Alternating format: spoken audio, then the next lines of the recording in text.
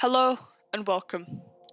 If you're new to this flight sim and want to get caught up without watching our video, then this video is for you. We're just months away from release of the new Microsoft Flight Simulator, and I have never been so excited. From the great graphics to the immense weather and environment simulation, it's looking like it's going to be a real great game, not just for simmers but for the general gaming community. Let's get all caught up right from the start. The first Discovery Series episode that was ever released was about the map, a full 1:1 scale of the world, something necessary but not always done right by flight sim companies. The pictures of the map that we've been given by alpha testers have been insane and top anything we've seen in previous flight sims. Next, Asobo gave us an insight about how they are producing and displaying accurate weather. From the recent Partnership Series update, we know that the weather information is coming from Meteo Blue, a well-respected weather data and analysis company that will surely provide great data for the sim. The way Asobo will display this data is by splitting the Earth into 250 million squares and 60 layers. This allows for extremely accurate weather simulation in the sim. Moving on, Asobo followed on from the weather video and made a feature discovery video on the aerodynamics of the aircrafts.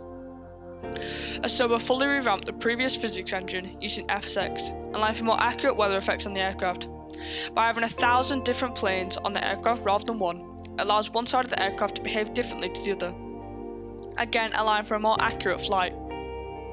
Moving away from weather and aerodynamics, Asobo made a video about the cockpits of the aircraft, and gosh, I was surprised. The advanced detailing of all the sim-native aircraft was amazing.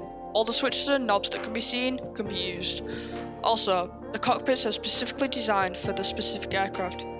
Using 3D modelling and a 3D sensing camera, Asobo have created some of the most accurate cockpit modelling I've ever seen.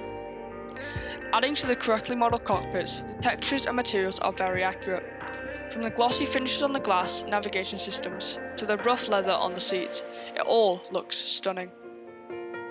Asobo then moved outside the cockpit to record the soundscapes of the aircrafts. All aircrafts have been specifically recorded in all weathers and from different angles. After recording outside the vehicles, the noises were then recorded from inside the cockpit, allowing for a very immersive experience while flying. Now we have all the aircraft designed, we need a place to park them, and that's why Asobo came out with a video about the airports. This is probably one of the most exciting things about the new sim, and that's that all 40,000 airports are being correctly modelled and designed, so no matter where you want to fly, it will always look beautiful. Using specially designed modelling tools, Asobo managed to make sure every airport had a specific material for their runway, making sure every flight was different. Now finally, one of the most recent feature discovery videos from Asobo was about multiplayer, one of the most expected and anticipated features from this flight sim. Asobo did confirm there will be multiplayer right from release day, plus you'll have an option with what kind of multiplayer you want to play.